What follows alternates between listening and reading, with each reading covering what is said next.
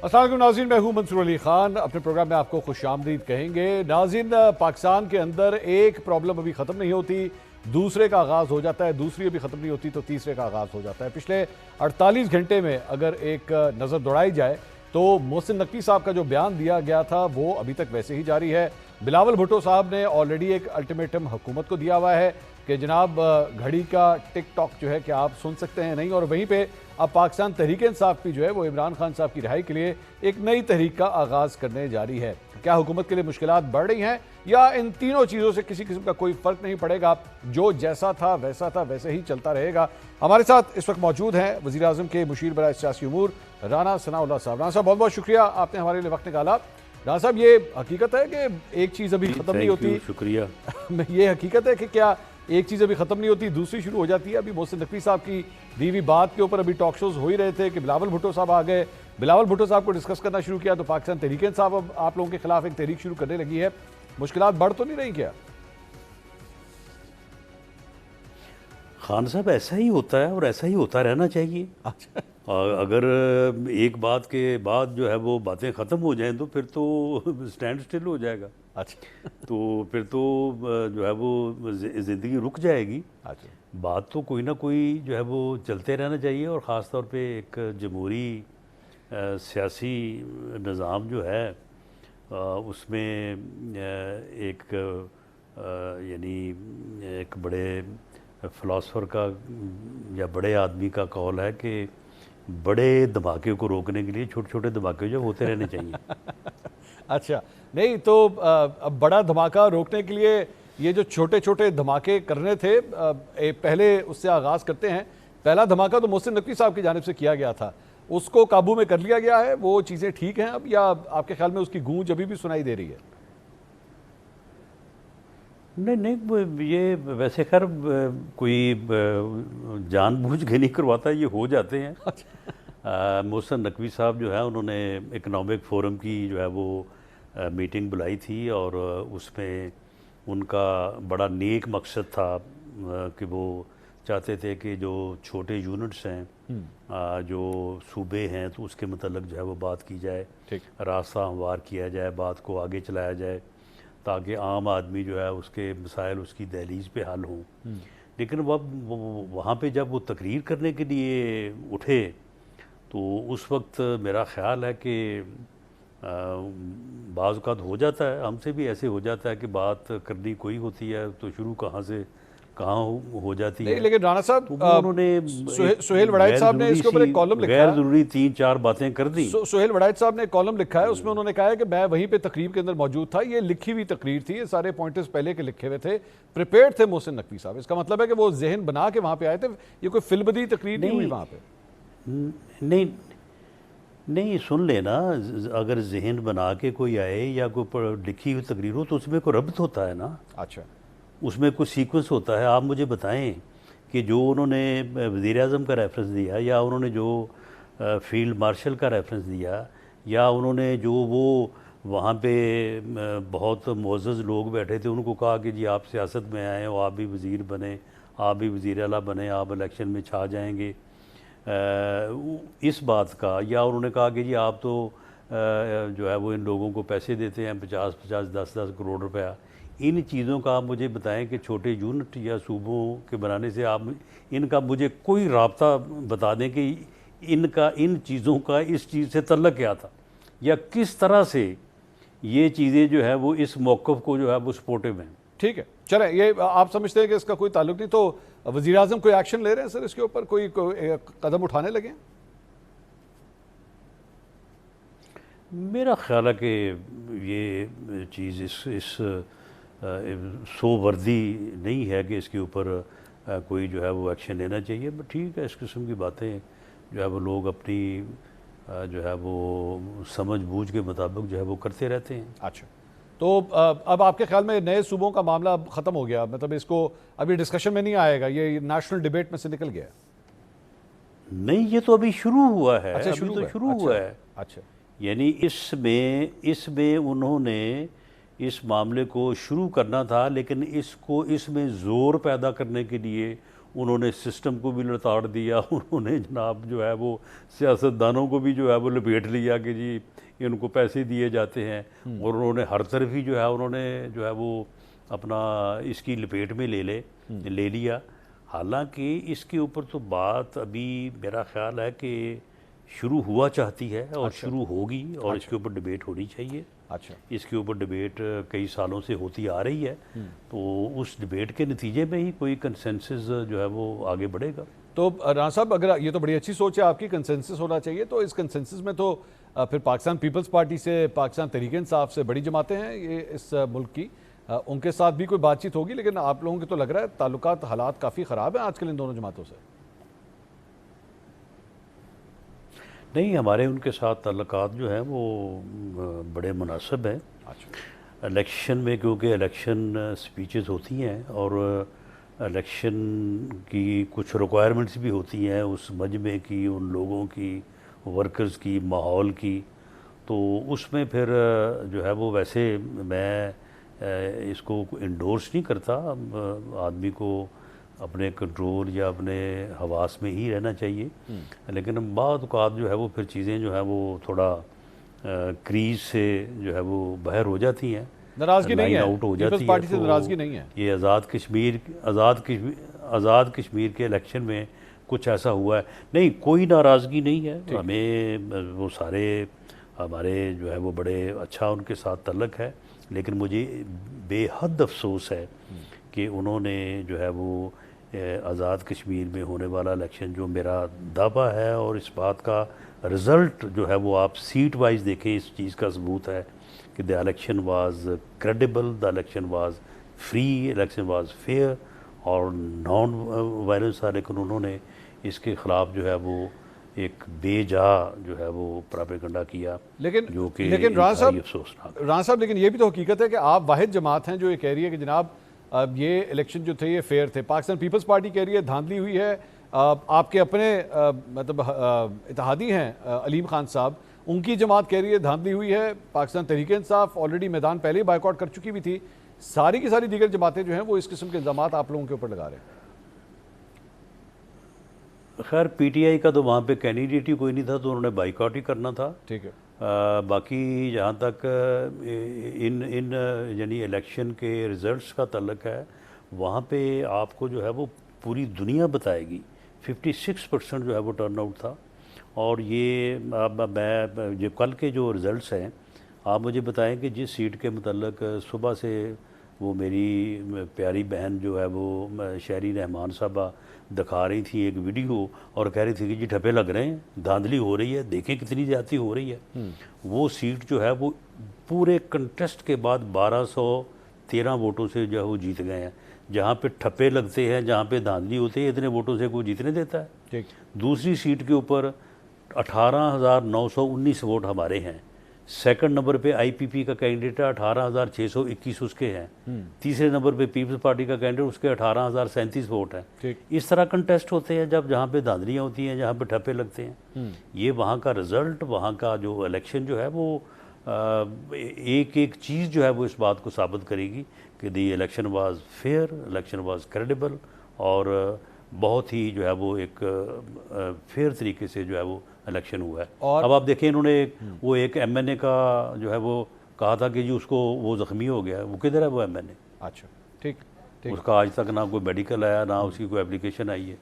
और राणा साहब, ये पाकिस्तान तहरीक-ए-इंसाफ भी अब आप लोगों के अगेंस्ट लॉन्ग मार्च या एहतजाज का जो है वो प्रोग्राम लेके आगे आ रही है। ये भी एक नई मुसीबत है, एक नई प्रॉब्लम खड़ी हो सकती है। नहीं, मेरा ख्याल है कि ये उनकी बड़ी अच्छी स्ट्रेटजी है, वाइज बात उन्होंने की है। इससे पहले तो वो जब भी वो एहतजाज का नाम लेते थे और कहते थे जी हम आ रहे हैं इस्लामाबाद का घिराव करने, अच्छा, यानी कैपिटल के घिराव से कम वो एहतजाज ही नहीं करते थे। अच्छा। और आगे इससे पहले 2 मरतबा जो है वो कर चुके हैं। अच्छा। और उसके फिर इंतहाई जो है वो नुकसानात उनको भी उठाने पड़े, और अदरवाइज़ भी मैं समझता हूँ कि कोई बेहतर नहीं हुआ। ये इस मरतबा उन्होंने अच्छा किया है कि उन्होंने एक जो अमूमी एक सियासी जमातों का एहतजाज करने का रवैया होता है कि हर शहर में आप रैली निकालें, जुलूस निकालें या गिरफ्तारियाँ वगैरह दें, तो मेरा ख्याल है ये उस एहतजाज से बेहतर है जो वो पहले करते रहे हैं। हाँ। पहले तो वो 10-15 हज़ार बंदा इकट्ठा करके तो वो इस्लामाबाद की तरफ चल पड़ते थे। तो राना साहब, सुहेल आफरीदी साहब बतौर वज़ीर आला जब आए थे तो वो इश्क इमरान वाली तकरीर, अब मामला काफ़ी ख़राब थे, उनके हवाले से टेंशन मौजूद थी वज़ीर आज़म और वज़ीर आला के दरमियान। अब वक्त के साथ साथ कैसे साबित हुए हैं वज़ीर आला खैबर पख्तूनख्वा? वक्त के साथ साथ इश्क को काफ़ी अफाका है, और इश्क की जो तुंदो तेज़ियाँ हैं ना, वो अब जो है वो काफ़ी जो है वो बेहतर हो गई हैं। अच्छा तो मेरा ख्याल है कि आने वाले दिनों में और भी बेहतर हो जाएंगी। अच्छा, यानी आपकी नज़र में झाग बैठ गई है, वो जो शुरू शुरू की झाग थी वो बैठ गई है, अब चीज़ें काफ़ी पुरसुकून हैं। हाँ नहीं, अब उनका जो है ना इश्क इमरान में जो है वो मरने का नहीं, कमाने का इरादा है, और वो इस वक्त ठीक जा रहे हैं मेरे ख्याल में। अच्छा ठीक है, बहुत शुक्रिया राना सनाउल्लाह साहब, वज़ीर आज़म के मुशीर बराए सियासी उमूर। राना सनाउल्लाह साहब की गुफ्तगू आपने सुनी। उन्होंने कहा कि नए सूबों के हवाले से अभी तो डिबेट का आगाज़ हुआ है, ये मामला जो है अभी आगे चलेगा। सिर्फ ये है कि मोहसिन नकवी साहब ने जो तकरीर की उसके ऊपर उनकी राय ये है कि उसमें कुछ चीज़ें वो कह दी गई जो शायद नहीं कहनी चाहिए थी, गवर्नेंस के हवाले से या इस मौजूदा सिस्टम के हवाले से। डिबेट अगर होनी है तो होनी चाहिए, उससे कोई फ़र्क नहीं पड़ता। पीपल्स पार्टी के साथ भी वो फरमा रहे हैं कि जनाब जो ताल्लुकात हमारे पहले ठीक थे वो वैसे के वैसे ही हैं, उसमें कोई ज़्यादा फ़र्क नहीं है। और साथ ही साथ पाकिस्तान तहरीक इंसाफ का जो एहतजाज करने का स्टाइल है उस पर हुकूमत पुरसुकून है, वो कह रहे हैं यही होना चाहिए, एक सियासी जमात को जो है वो इसी तरह करना चाहिए। और इश्क इमरान का सिलसिला जो शुरू में आगाज़ हुआ था वो अब काफ़ी हद तक झाग जो है वो बैठ चुकी है। एक ब्रेक लेंगे, पाकिस्तान तहरीक इंसाफ के हवाले से ही बात करेंगे। उनके सेक्रेटरी इत्तलात शेख वकास अकरम साहब हमारे साथ मौजूद होंगे, उनसे पूछेंगे कि जनाब ये जो एहतजाज जब किया गया है ये आगे अब किस तरह चलेगा, इमरान खान साहब की रिहाई किस तरह मुमकिन होगी 3 साल के बाद। इस पर बात करते हैं ब्रेक के बाद, हमारे साथ रहिएगा।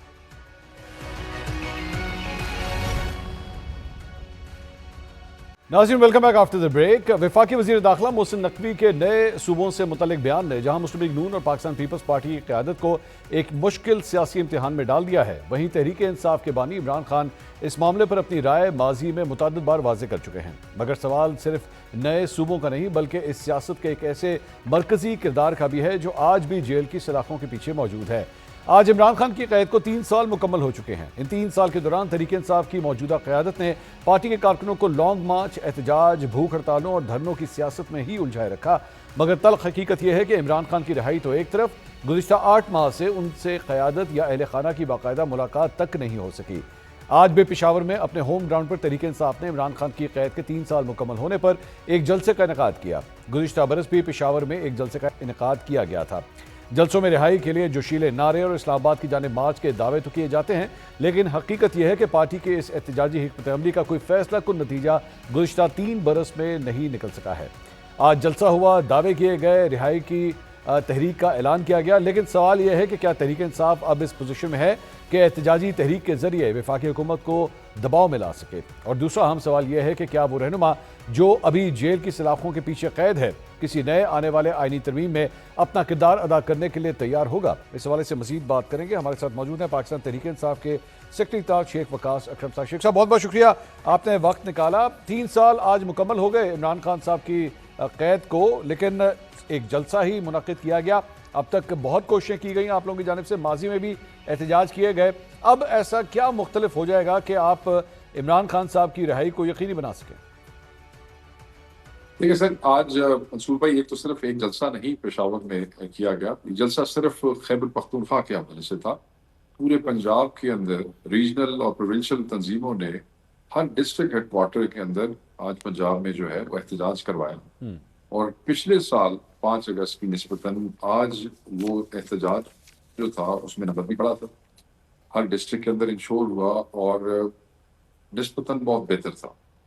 आपने लाहौर में देखा, लाहौर में भी एक अच्छी तादाद थी, झंग में आप देख लें, मुल्तान में, सरगोदा में, इस तरह आपके पास रिपोर्टर्स आपको बता रहे होंगे, सोशल मीडिया भी आपको बताएगा। कराची में बहुत बड़ी तादाद में अली मादल शेख ने उसको मैनेज किया, कोयटा के अंदर NES, और आखिरी इवेंट आज की दिन का हमारा ये जलसा जो सुहेल आफरीदी साहब जो है। अब इसमें यह है कि ऐसा हम क्या दे सकते हैं, क्या लाए अमल जो है हो सकता है जिससे उनकी खान साहब की रिहाई जो है, मैं आपने अपने इंट्रो के अंदर कहा कि पार्टी ने 3 साल उलझाए रखा। मैं ये समझता हूँ कि जो पार्टी के साथ हुआ 9 मई के बाद, जिस तरीके से पार्टी को उस फस्तायत का मुकाबला करना पड़ा, जेलों में गए, पर्चे हुए, ये सारी चीज़ें आपके सामने हैं। मैं इसके अंदर ज़्यादा इसको मैं रिपीट नहीं करूँगा। हर चीज़ आपके सामने है। और फिर उन्हीं हालात में हमें 8 फरवरी का इलेक्शन लड़ना पड़ गया। 8 फरवरी में हमारी सीटें जो है फॉर्म 47 के थ्रू किस तरह ली गई। ठीक। उसके बाद जिस तरह हमें दीवार से लगाया गया, जिस तरह इमरान खान साहब को नाहक कैद किया गया, हमारे पास एक पुरअमन मज़ाहमत के अलावा, पुरअमन एहतजाज के अलावा हमारे पास और कोई ऑप्शन नहीं था। ठीक। जजों से हमें इंसाफ नहीं मिल रहा था। पार्लियामेंट में जाने के लिए हमारी सीटें हमसे ले ली गई थी। इलेक्शन कमीशन हमारे बल्ले छीनने की अदालत से लेके हमारे बंदों को डिस्क्वालीफाई करने तक दुनिया जहान में जो हमसे हो सकता था हो रहा। ठीक। और फिर आपका क्रैक डाउन आपसे छुपा हुआ नहीं है, सिवाय केपी के हमें कहीं सांस लेने नहीं दिया जा रहा था। इस सूरत में हमारे पास बार बार निकलने के अलावा, चाहे 4 को निकले, चाहे 26 को निकले, चाहे सवाबी का जलसा किया, चाहे लाहौर के अंदर हमने मोबिलाइजेशन की या पंजाब में की, हम उसको बार बार करते रहे। हम पे सख्तियां हुई, क्रैकडाउन हुए। 9 मई 8 फरवरी इलेक्शनों की बातें अलग कर, मैं वो तो जो हुआ हुआ उसके बाद मैं शिक्षक बट द प्रॉब्लम इज, मैं लेट्स कम एक रियलिटी चेक करते हैं। बट द प्रॉब्लम इज कि आप ये जो 3 साल का जो टाइम बता रहे हैं, things have gone bad to worse. मतलब आज ये सिचुएशन है कि आपकी पंजाब की लीडरशिप एब्सोल्युटली गायब है, नजर ही कहीं नहीं आ रही ग्राउंड के ऊपर। आपको आज़ाद कश्मीर के इलेक्शन का एक्चुअली बायकॉट करना पड़ा। पाकिस्तान तहरीक इंसाफ को जीबी के जो मुख्तलिफ रहनुमा जहाँ पे वो कैंपेनिंग करने के लिए जाते थे उन्हें रोका जाता था, जिन्हें नहीं रोका जाता था आपके अपने कारकुन उनके ऊपर एस्टैब्लिशमेंट का साथ देने का इल्ज़ाम लगा रहे हैं। और अभी आपकी पार्टी के अंदर सारे एक दूसरे के ऊपर शक की निगाह से देख रहे हैं। कोई किसी को कहता है ये एस्टैब्लिशमेंट से मिला हुआ है, कोई कहता है वो एस्टैब्लिशमेंट से मिला हुआ है। पार्टी का स्ट्रक्चर पिछले 3 साल में जितना डैमेज्ड है, आप लोगों से तो फ्रैंकली स्पीकिंग आपके अपने कारकुन उम्मीद नहीं लगा रहे कि आप लोग कुछ कर सकते हैं। सर मैं बताऊं आपको, पहली बात तो अगर आप मुझसे शायद इत्तेफाक अभी ना करें, मगर अगर आप रिपोर्ट्स ने, तो आज तकरीबन अपने एमएनएज और एमपीएस को हमने पाबंद किया था कि आप अपने जिलों के अंदर एहतजाज करेंगे और नजर आएंगे। ठीक। पाकिस्तान तहरीक इंसाफ के एमएनएज, एमपीएस और जहां नहीं जीत सके टिकट होल्डर्स खुद मौजूद थे हर एहतजाज में। 95% एहतजाज जो हर जिले में हुआ है, हमारी मुकामी क़यादत एमएनएज और एमपीएस वहाँ पे मौजूद थे। ठीक। राजा साहब का ताल्लुक लाहौर से है, पंजाब से है। राजा साहब वहाँ पे मौजूद थे, लाहौर का सदर वहाँ पे मौजूद था, सेंट्रल पंजाब सारा वहाँ पे गया हुआ था। रीजनल प्रेसिडेंट्स आप साउथ के देख लें, ऑन बप्पी से लेके मुहीन कुरैशी तक सब मुल्तान में आमिर डोगर के साथ मौजूद थे। तमाम की तमाम क़यादत जो आप कह रहे हैं कि वो गायब है, वो आज सब मौजूद थी और वे ये सबूत उसके सामने है। अच्छा, आपने ये जो इशारा बीच में से वो कर लेते हैं, आपने कहा कि ये चीजें बिल्कुल जो है वो बैड से वर्स हो गई है। I would agree with you. कैसे? क्योंकि जो फसाइल का लेवल है ना सर, जो हम पे प्रेशर्स जो है वो भी बैड से वर्स हो गए हैं। 26वीं तरमीम उसके बाद हुई है, 27वीं तरमीम उसके बाद हुई है। अपना अल्लाह आपका भला करे, जजेस उसके बाद कैसे, अगर कुछ उसमें कोई चीज रह गई थी तो उसके बाद उसके अपॉइंट किए गए हैं। आज आके अपोजिशनों का सहारा, मंसूर भाई मार जितनी मर्जी पड़ रही हो, एक ऑपोजिशन का मुंह हमेशा होता है अदालतों की तरफ कि हमें यहाँ से कुछ सख्त का चैन आया था। यहाँ हालात ये हैं कि इमरान खान के वकालतनामे तक साइन नहीं करवाए जा रहे हैं। तो आप ये देखें कि वो चीज, अच्छा 9 मई के बाद आप 26 के ऊपर शेख साहब, नो ऑफेंस, ये जो आपने अभी जुमला कहा ना कि ऑपोजिशन का जो चेहरा होता है, वो नजरें जो होती हैं वो अदालत की तरफ होती हैं। सिर्फ अदालत की तरफ नहीं होती ना सर, आपको भी पता है, मुझे भी पता है, दूसरी तरफ भी होती है। सिर्फ की मैंने बात नहीं की, एग्रीड, दूसरी तरफ भी होती है ना। चलो फिर साड़ियां मेरी गल सुनो ना। हाँ, आई एग्री, चलो साड़ियां नहीं ना कि दूए पासे भी मैं पूछ रहा मैं ਤੁਹਾਡੇ ਕੋਲੋਂ, नहीं मैं शेख साहब ਤੁਹਾਡੇ पूछ रहा है कि वाकई नहीं है, क्योंकि आपके तो अपनी पार्टी के अंदर इल्जाम है ना कि जनाब इनमें से आधे जो है वो उधर मिले हुए हैं। तो मैं I am asking you very direct question कि है या नहीं है। मैं आप बिल्कुल बता देता हूँ। हाँ। कोई नजरें उस तरफ नहीं है। मैं बड़ा आपको वाज़ेह बता देता हूँ, जब पार्टी का जो कायद है वो नाक अंदर हो और इतने साल गुजर जाए, तो उसके बाद लोग पेनिट्रेट भी होते हैं, लोग इंस्टॉल भी किए जाते हैं, डिवीजन्स भी क्रिएट की जाती हैं, इल्जामात भी लगाए जाते हैं। पाकिस्तान में कौन सी पार्टी है जो अपने लीडर के बगैर इतने साल इस तरीके से मूव करती रही है? 100 इल्जामात, 100 डिवीजन्स, ਉਹਦੇ ਬਾਵਜੂਦ ਤੁਸੀਂ ਅੱਜ ਦੀ यूनिट्स ਤੇ ਵੇਖੋ पूरे पाकिस्तान में, ठीक, हर दफा हमें रोका नहीं गया गिलगित बल्तिस्तान में। अगर हम बिल्कुल खत्म हो गए थे तो हमें रोकने की कोशिश नहीं की गई। ठीक हमने जिस पार्टी के साथ इत्तेहाद किया उस पार्टी को ही खत्म कर दिया गया गिलगित बल्तिस्तान में। कश्मीर में क्या हुआ? ठीक हमें हमारे लोगों को कश्मीर में घुसने नहीं दिया गया, और जिस वक्त हमने बायकॉट का ऐलान किया ओदी भी मौत पै गई। नहीं, उसकी रीजन है ना। ओदी भी मौत पै नहीं गई। शेख साहब, उसकी उसकी दो तीन रीजंस हैं, and please I would want your guidance on that. उसकी रीजन ये है कि पिंडी आज भी ये समझता है कि some of the things that you are doing is not in line with the state of Pakistan. मतलब मिसाल के तौर पे आप इमरान खान साहब की बहन को फ्रंट के ऊपर लेकर आते हैं, एहतजाज के हवाले से बात करते हैं, दूसरी जगह वो ये कहती हैं जनाब पाकिस्तान और इंडिया ने मिलकर ये जंग लड़ी थी सिर्फ इसलिए कि जनाब दोनों साइडों को जो है फ़ायदा हो सके। When you give such a statements, do you think कि पाकिस्तान की जो मुक्तदरा है वो आपको किसी किस्म की ढील देगी या आपसे बातचीत करने के लिए तैयार होगी? सर, पहले तो मुक्तदार से डील वाली मैंने आपको पहले ही बता दिया कि हम इस हवाले से किसी तरफ न कोई चीज़ इस वक्त चल रही है ना हम देख रहे हैं। जहां तक पार्टी के स्टांस का सवाल है वो मैं आपको वाजे बता देता हूँ। इमरान खान साहब के ट्वीट्स उठा के देख लें, वही उनका नैरेटिव है। ठीक। मेरे बयानात देख लें, जब से मुझे 2-2.5 साल होने वाले हैं, अब मैं इंफॉर्मेशन सेक्रेटरी हूँ। ऑब्वियसली इमरान खान के बयान के खिलाफ नहीं है। हमने कभी भी किसी भी इशू पे, चाहे इंडिया पाकिस्तान जंग हो, शहादतें हो, सिक्योरिटी हो स्टेट की, उस हवाले से हम बड़े क्लियर रहे हैं। Sir agreed, I will give it to you Sheikh Sahab, I will give it to you. मैं आपको बिल्कुल मैं एग्री करूंगा कि आपकी बड़ी बैलेंस किस्म की गुफ्तगू होती है, आप अपोजिशन का किरदार भी एक बड़े बैलेंस तरीके से करते हैं। But you give me an answer. आप मुझे बताइए कि आज अगर यहाँ पे कॉल देनी हो, मैं अलीमा खान को खड़ा कर रहा हूँ और पाकिस्तान तहरीक इंसाफ के मौजूदा चेयरमैन को खड़ा कर रहा हूँ, आपके ख्याल में पार्टी का कारकुन किसके पीछे जाएगा? अलीमा खान के पीछे जाएगा या बैरिस्टर अलीमा खान साहब के पीछे जाए? अलीमा खान साहब there you go, there you go, and she and the sort of statements that have been coming, sir वहां से जिस किस्म के स्टेटमेंट्स आ रहे हैं तो उसके बाद कहां से कुछ चीजें रिजॉल्व होगी? सर आप मुझे खुद सर मैं तो बता देता हूं, उसकी वजह स्टेटमेंट्स नहीं है। अगर आप मुझे इजाजत दें, एक मिनट दें भाई, उसकी वजह स्टेटमेंट्स नहीं है। लोग उस स्टेटमेंट्स की अट्रैक्शन के ऊपर नहीं पीछे जा रहे। ठीक है, देखें, जब आपको जिम्मेदारी दी गई है और आप नहीं निकल रहे, पब्लिक निकलना चाहती है, पब्लिक एक्शन चाहती है। एक्शन से मुराद वो चाहते हैं कि कुछ होता हुआ नजर आए जिससे इमरान खान साहब की रिहाई मुमकिन हो सके। ठीक। जब आपकी ऑर्गेनाइजेशंस के स्ट्रक्चर्स लोगों की तवक्कुआत पर उस तरह नहीं उतर सकेंगे तो फिर उस स्पेस के अंदर फैमिली का कोई भी आदमी, और खसूसन एक ऐसी खातून जो हर ट्यूसडे को पिछले कई महीनों से अपने भाई के लिए वहां बैठती है, and that is the only live activity going on in पिछले 6-7 महीने की पीटीआई की जिंदगी में। ठीक है, अगर आप नोट कर लें, अडियाला के अलावा ट्यूसडे के अलावा कौन सी एक्टिविटी? ठीक। तो सर जब वो ऐसी बैंड सामने आएगी तो कोई गल करेगी तो बंदे ਉਹਦੇ पिछे लगेंगे। ठीक, ये मतलब नहीं है। इसका ये मतलब नहीं है कि गौर साहब जो है वो कोई खुदा ना खास्ता गलत है या कोई जिस तरह लोग उनके बारे में कहते हैं, नहीं। इसका ये मतलब है कि जो ज्यादा एक्टिविटी में नजर आएगा लोग उसके पीछे जाएंगे, और लोगों को उनकी फैमिली होने की निस्बतन फिर वो ट्यूसडे की जो बॉन्डिंग है और फिर जो उनका अपने भाई के लिए निकलना है, लोगों को उसमें दिलचस्पी है। ठीक है, बाकी किसी स्टेटमेंट के पीछे कोई उनके वो नहीं है, मेरी जाती राय नहीं। तो इसीलिए मैं दोबारा ये बात कर रहा हूँ। चलें ठीक है, सर्कमस्टांसेस ने जो है उनको एक लीडर बना दिया है, लोग उनको फॉलो करते हैं, इसे एक्टिविटी की वजह से करते हैं, बट उसके बाद यही एक ऑर्गेनिक तरीके से बनने वाली जो लीडर है, जब वो फिर इस किस्म के बयान देंगी तो जारी बात है उसका मलबा तो आपकी पार्टी पे आ रहा है ना। You not allowed to campaign. आपको समझा ये जाता है कि जनाब इनको अगर इजाजत दी, आज पाकिस्तान तहरीक इंसाफ को लाहौर का जलसा करने की इजाजत नहीं मिल सकी ना। उसकी बहुत बड़ी वजह यही है कि जनाब स्टेटमेंट्स इस किस्म की आती हैं, पोजीशन इस किस्म की ली जाती है, 9 मई के हवाले से पोजीशन ऐसी ली जाती है। मंसूर भाई एक सवाल मेरा, दसो, अगर आज कोई कहता है कि नौरीन बाजी की किसी स्टेटमेंट की वजह से या अलीमा बाजी की किसी स्टेटमेंट की वजह से हमें इजाजत नहीं लाहौर में मिली, तो मुझे बताएं, हम तो 3 साल से लाहौर में जलसे की इजाजत मांग रहे हैं। एक दफा जब अली अमीन खान वहां जलसे पे पहुंचे, उस इजाजत के अलावा तो हमें आज तक लाहौर में इन्होंने 3 सालों में एक दफा इजाजत नहीं दी। जलसा तब कौन सी?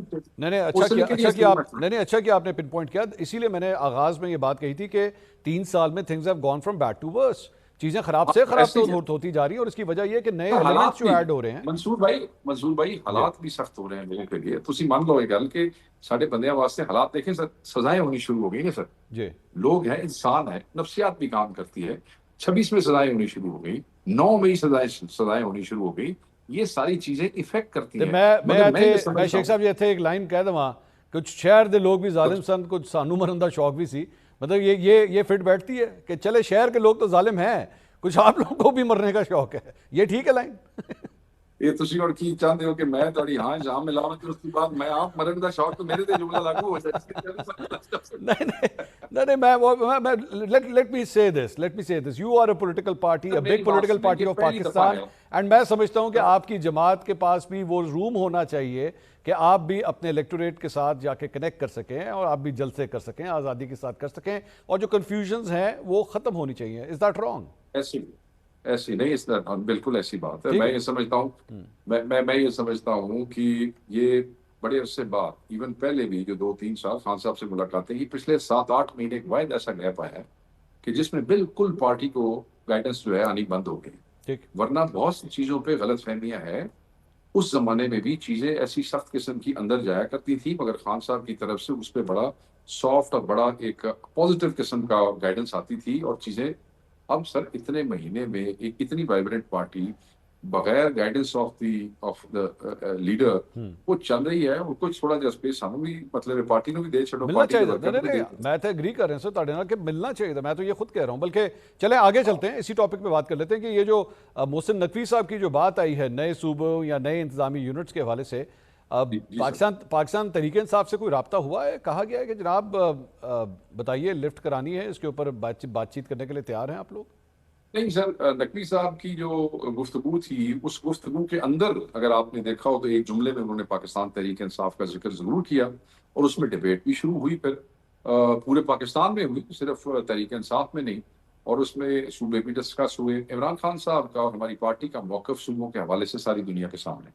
इमरान खान साहब has always encourage small administrative units. उस हवाले से उन्होंने अपने 2022 के अंदर एक जलसे में हुकूमत से निकलने के बाद उन्होंने ये कहा कि मैं तो चाहता हूं कि एक हर डिवीजन जो एक सूबा बन जाए। अब इसमें एक एक्सेप्शंस हैं कुछ, यानी कि जैसे कराची है, उसमें उनका मौक़िफ़ ये रहा है कि यहाँ पे डेवोल्यूशन के थ्रू, लोकल गवर्नमेंट की डेवोल्यूशन के थ्रू चीजों को बेहतर बनाया जा सकता है, वहां पे काम किया जा सकता है। तो वो मिक्स एंड मैच की बात करते हैं, वो सूबों की बात भी करते हैं, वो लोकल गवर्नमेंट की बात भी करते हैं, चारों सूबों के माहौल के मुताबिक, ताकि वहां पे डेफिनेट एथनिसिटीज के अंदर एक स्ट्रेन पैदा ना हो जाए। तो उसमें हम उसके वो नहीं है। मगर जो हालात इस वक्त मुल्क में है और जैसे हालात हैं, जहां हम ना हक वो जेल में और हमारी उनसे एक्सेस जो है उनकी और हमारे वकला की वकालतनामों के लिए भी नहीं है, उसमें गो के नैरेटिव भी मौजूद है, गो के खान का फिलॉसफी भी हमारे सामने है। बट इस इशू के ऊपर खान के साथ मुशावरत के बगैर या खान की कंसेंट के बगैर पार्टी कभी भी हाँ नहीं करेगी। ये पिंडी को भी यही जवाब है सर। साढ़े नाल तो किसी ने गल की थी कोई नहीं, मेरी गौर साहब नाल भी गल हुई है, राजा साहब नाल भी हुई है, साढ़े नाल किसी ने गल नहीं की थी। अच्छा, जे ताड़ी गल भी नहीं हो रही ना, इसके मतलब फिर किसी से भी बात नहीं हो रही। नो ऑफेंस, बात नहीं हो रही।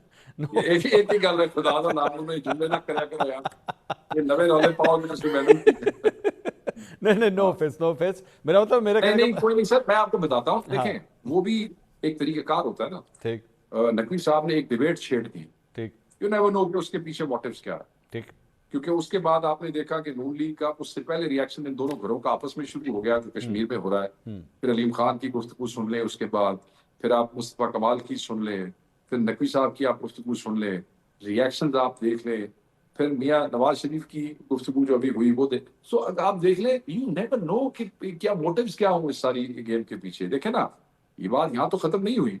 वो अगले दिन मेरे ख्याल में किसी स्टेडियम में खड़े थे इंटीरियर मिनिस्टर, उन्होंने वहां पे एक और बात भी की कि सिस्टम करप्ट है, जुडिशरी ब्यूरोक्रेसी, एक ही शख्स पैसे खिलाए जा रहा है। उन्होंने कहा वैसे हुण तुसीं वेखो ने गल्लां कित्थे जा रही ने, साडे कोल तो कोई एक शख्स नहीं जिहड़ा पैसे खिला रहा है।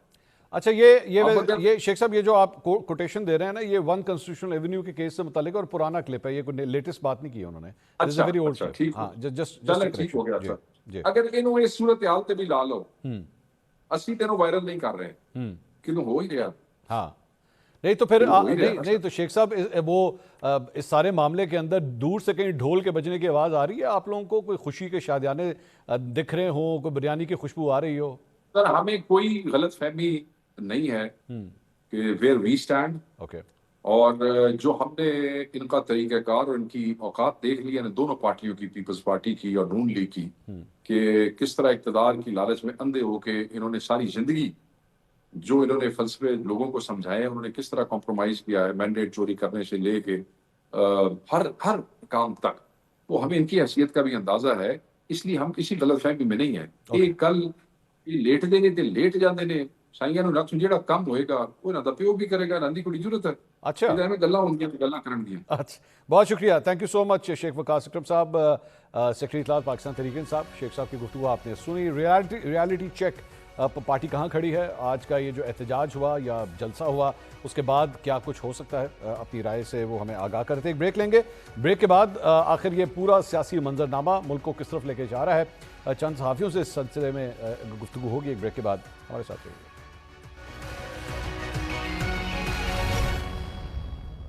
नाज़रीन, welcome back after the break. Pakistan Tehreek Insaf का आज का जलसा, दूसरी जानिब पाकिस्तान पीपल्स पार्टी के चेयरमैन बिलावल भुट्टो साहब की जानिब से हुकूमत को टिकटॉक की आवाज़ सुनाना और उसके बाद नए सूबों और नए एडमिनिस्ट्रेटिव यूनिट्स की डिमांड, ये तमाम चीज़ें इस वक्त सामने मौजूद हैं। हुकूमत के लिए क्या मुश्किलात पैदा हो रही हैं या जैसा पहले चल रहा था वैसे ही चलेगा, इसी पे मजीद बात करेंगे। हमारे साथ दो सीनियर सहाफ़ी मौजूद हैं, हमें ज्वाइन कर रहे हैं उमर दराज गोंदल साहब और गरीदा फारूकी साहिबा। सबसे पहले गरीदा साहिबा, आपके पास आना चाहूँगा। ये तीन चीज़ें मैंने पिन पॉइंट की हैं, आपको लगता है कि इन तीनों में से कहीं पे भी हुकूमत के लिए कोई प्रॉब्लम एरिया है या जिस तरह पहले चल रहा था आराम से वैसे ही चलेगा, कोई परेशानी वाली बात नहीं है हुकूमत के लिए? अच्छा, शुक्रिया मंसूर अली खान साहिब। और एक तो पाकिस्तान में हमारी आदत बड़ी अजीब व गरीब है कि हम चंद सालों के बाद वो पंजाबी में कहते हैं ना कि उतावले, या उर्दू में कहते हैं बेसब्रे। हम क्यों हो जाते हैं? हम क्यों बार बार ये सवाल करते हैं कि हुकूमत अपनी मुद्दत पूरी करेगी, हुकूमत के लिए तो मसला तो नहीं है, हुकूमत का धड़न तख्ता तो नहीं होने वाला। गालिबन मोहसिन नकवी का जो हालिया बयान था वो इसकी वजह बन रहा है कि निजाम नाकाम हो चुका है, शहबाज शरीफ नाकाम हो चुके हैं। उन्होंने अल्फाज तो नहीं कहे, लेकिन जब वो ये कह रहे हैं कि 18 घंटे काम करके भी कोई काम नहीं हो रहा, तो इसका मतलब यही है ना। वरना तो शहबाज शरीफ पोस्टर बॉय हैं मुस्लिम लीग नून के, और एस्टैब्लिशमेंट के भी पोस्टर बॉय हैं कि वो काम बड़ा अनथक करते हैं और सोते बड़ा कम है। लेकिन मोहसिन नकवी ने उनको भी बिल्कुल फारिग कर दिया, बिल्कुल उनको माइनस कर दिया। खैर बहरहाल वो तो एक चाय की प्याली में तूफान था। लेकिन इन चीजों से मैं समझती हूँ कि ये इस डिबेट को पाकिस्तान में अब खत्म हो जाना चाहिए। जमहूरियत को, जमहूरी प्रोसेस को टाइम देना चाहिए। किसी के एक जलसे से, किसी के एक बयान से, किसी के एक मामले से हुकूमत के लिए मुश्किल, हुकूमत का धड़न तख्ता, हुकूमत का खड़ाक, ये सब कुछ, ये मामला मेरा ख्याल है कि ये पुराने हो चुके हैं। सो होना क्या, हो क्या सकता है, होने क्या जा रहा है, फिलहाल तो स्टेटस को नजर आ रहा है। अच्छा। कोई ऐसी चीज नहीं है जो कोई बहुत बड़ी तब्दीली, उल्टी गिनती। बिलावल भुट्टो का टिकटॉक, मेरा ख्याल है कि वो चूंकि टिकटॉक पे वीडियोस बहुत बनाते हैं, नौजवानों पे वहां मकबूल भी बहुत है, नौजवान देखते वो शायद उन्होंने वो वाली टिकटॉक की बात की होगी। अच्छा। वरना जो उल्टी गिनती वाला टिकटॉक है वो तो हुकूमत का शुरू होता हुआ नजर नहीं आ रहा। आजाद कश्मीर में हुकूमत बनाने जा रही है मुस्लिम लीग नून, जीबी में पीपल्स पार्टी की हुकूमत है। मेरे लिए जो कंसर्निंग है वो ये है कि सिवाय खैबर पख्तूनख्वा को छोड़ के पूरे मुल्क का अगर आप पॉलिटिकल स्ट्रक्चर देखें, एडमिनिस्ट्रेटिव स्ट्रक्चर देखें, तो आपको सिर्फ 2 पार्टी सिस्टम यहाँ पे राइज होता हुआ नजर आता है। सिंध में पीपल्स पार्टी, पंजाब में PMLN, बलोचिस्तान खैर हमेशा से जिनके पास था उनके पास ही, जीबी में पीपल्स पार्टी, आजाद कश्मीर में PMLN, PTI जो विफाकी पार्टी होने का दावा करती थी, सुकड़ के सिर्फ एक सूबे की जमात बन के रह गई है। अब एक पेशावर के जलसे से, वो भी जलसे का वेन्यू उन्होंने चेंज कर दिया कि हम बंदे नहीं भर सकते थे। जो इमरान खान क्रिकेट स्टेडियम था, वहां से निकल के एक छोटे क्रिकेट स्टेडियम में पेशावर मोटरवे के पास आके वो अपना जलसा जो है वो कर रहे हैं। सो वहां पे क्या कर रहे हैं? अच्छा, सुहेल आफरीदी सूट कर गए हैं। अब ये ना पूछिएगा कि इनको सूट कर गए हैं, अक्लमंद के लिए इशारा ही काफी होता है, तो सुहेल आफरीदी के लिए भी फिलहाल कोई खतरा तो नजर नहीं आता। ठीक है, लेकिन जो कंसर्निंग चीज है जी, मैं उमर दराज गोंदल साहब से भी यही सवाल करना चाहूँगा। उमर, अब गरीदा साहबा समझती हैं कि कोई ऐसी परेशानी वाली बात नहीं है, जो ताश के पत्ते इस वक्त मौजूद हैं टेबल के ऊपर, उसमें बादशाह जो हैं वो शहबाज शरीफ साहब ही हैं, वज़ीर आज़म वही हैं, कोई परेशानी की बात नहीं है। आपको लगता है ये 3 चीज़ें जो मैंने पिन पॉइंट की हैं, इसकी वजह से कोई इशू नज़र आ सकता है हुकूमत के लिए? मंसूर साहब, आपका शुक्रिया कि आपने मुझे मौका दिया। बुनियादी तौर पे जो इसको हम इस तरह से देखेंगे कि सियासी जमातों के पोस्टर बॉयज़ होते हैं। शहबाज शरीफ इस्टेब्लिशमेंट के पोस्टर बॉय थे, एक बुत तराशा किया था, लेकिन बदकिस्मती से वह बुत पाश हो गया है। पिछली हुकूमत गिराना और इस हुकूमत का आना सिर्फ एक निकाती एजेंडा था, वो ये था कि मैशत, शहबाज शरीफ आएंगे और शहबाज शरीफ जो हैं वो इस मुल्क के अंदर गुड गवर्नेंस होगी, जो कि अब बार बार कहा जा रहा है इस मुल्क को गुड गवर्नेंस की ज़रूरत है। इसका मतलब है कि शहबाज शरीफ के होते हुए गुड गवर्नेंस नहीं है। अब वो कौन लेकर आएगा, वो आजकल आप बहुत बेहतर खबरें दे रहे हैं, मेरे पास वो खबर नहीं है। दूसरी बात, गुड गवर्नेंस के अलावा मईशत का बोझ है। ये बिल्कुल वैसा ही है जैसा एक महबूब और महबूबा का मुआशका होता है। शहबाज शरीफ और इस्टेब्लिशमेंट का भी वही मुआशका था जिसमें आप महबूबा को बहुत सारे ख्वाब दिखाते हैं, मैं ये कर दूंगा, मैं वो कर दूंगा, फिर शादी हो जाती है, शादी होने के बाद सब कुछ धड़ाम से नीचे आन गिरता है और वो बुट टूट जाता है। शहबाज शरीफ साहब ने भी यही ख्वाब इस्टेब्लिशमेंट को दिखाए थे। सो इस्टेब्लिशमेंट की अब इसमें महबूब और महबूबा का मैं तायुन नहीं कर सकता कि कौन है, लेकिन बहरहाल वो जो सारे ख्वाब दिखाए थे वो शादी होने के बाद टूट गए हैं। आप जो मर्जी कहें, देखिए आपने किन पैमानों के ऊपर इस गवर्नमेंट को परखना है, आपने इन पैमानों के ऊपर परखना है। क्या शहबाज शरीफ के पांच बजट्स के बाद आज जब आपको इस्टेब्लिशमेंट की सपोर्ट हासिल है, जो कि आप माजी में कहते थे कि हमें 30% भी मिल गई हम मुल्क को बदल देंगे, क्या आज पाकिस्तान के अंदर फॉरेन डायरेक्ट इन्वेस्टमेंट बढ़ गई है, आपकी अपनी गवर्नमेंट का नंबर है उसमें कमी आई है? क्या पाकिस्तान के अंदर बेरोजगारी की शरह में कमी हुई है या इजाफा हुआ है? आपकी अपनी गवर्नमेंट का नंबर है कि उसमें इजाफा हुआ है। आपकी इतनी शानदार पॉलिसीज हैं कि आज 4 महीने गंदम का सीजन खत्म होने के बाद आप पंजाब जहां पे आपकी हुकूमत है, आप गंदम इंपोर्ट कर रहे हैं और आपके वजीर कह रहे हैं कि लोकल किसान से खरीदने के बजाय अब जो हम बाहर के किसान से खरीदेंगे महंगी गंदम खरीदेंगे। तो मुझे बताइए कि कौन सा ऐसा पैमाना है जिसकी बुनियाद के ऊपर हम ये कहें कि ये मौजूदा हुकूमत ने वाकई ही डिलीवर किया है? आज 3 साल हो गए इमरान खान को कैद में डाले हुए, सियासी जमात को आपने मुसलसल दीवार में चुना हुआ है। आज सूरत हाल यह है कि मुल्क के अंदर आप चिड़िया को पर नहीं मारने दे रहे, क्योंकि आपको पता है कि आपने ये डंडे के जोर पे सब कुछ कंट्रोल किया हुआ है और इस वक्त मुल्क के अंदर ना ऑर्गेनिक पॉलिटिक्स है, ना ऑर्गेनिक गवर्नमेंट है, ना ऑर्गेनिक इस वक्त कोई गवर्नेंस है। ये सारे का सारा जो मामला है, आज सिर्फ एक लम्हे के लिए एक तासुर आया, इनके अपने वजीर ने यह कहा कि देखें इस मुल्क का सिस्टम कोलैप्स कर गया है। तो आप जरा देखिए पूरी गवर्नमेंट में थरथल्ली मच गई। ये ऑपोजिशन ने नहीं कहा, ये आपकी अपनी गवर्नमेंट कह रही है। मुझे उमर साहब इजाजत दीजिएगा, इजाजत दीजिए। गरीदा फारूकी साहिबा, हो गए हैं। उमर की आपने गुफ्तगू सुनी, वो ये समझते हैं कि बहुत ज्यादा प्रॉब्लम्स हैं और मोहसिन नकवी साहब ने जो कुछ भी कहा ये तो बेसिकली आपका एक ब्लड रिपोर्ट कार्ड है जो इस हुकूमत के लिए जो है वो सामने आया है। वो मुश्किलात वहाँ पे मौजूद हैं और आप भी जानती हैं, मैं भी जानता हूँ कि मोहसिन नकवी साहब जब बात कर रहे हैं तो इसका मतलब है कि एक्चुअली ये रिजल्ट कार्ड आ कहाँ से रहा है, और अगर ऐसा रिजल्ट कार्ड सामने आ रहा है तो फिर जाहिर बात है हुकूमत के लिए तो मुश्किलात साबित हो सकती हैं। दो अल्फाज का इस्तेमाल किया आपने दरम्यान में, चूंकि उमर दराज साहब की आवाज मुझे नहीं आ रही थी तो पता नहीं उन्होंने ब्लड रिपोर्ट कार्ड का जिक्र किया है या रिजल्ट कार्ड प्रोग्रेस रिपोर्ट का जिक्र किया है। अगर तो उन्होंने मोहसिन नकवी के बयान को ब्लड रिपोर्ट कार्ड कहा है तो ब्लड ग्रुप तो शहबाज शरीफ से मैच नहीं करता मोहसिन नकवी का, वो तो कहीं और मैच करता है। और अगर प्रोग्रेस रिपोर्ट की बात की है, रिजल्ट कार्ड की बात की है, तो फिर क्या मोहसिन नकवी एग्जामिनर के तौर पे तैनात किए गए हैं इस हुकूमत के ऊपर? ये आप मुझे बताइए या उमर दराज जो है वो जरा बता दें।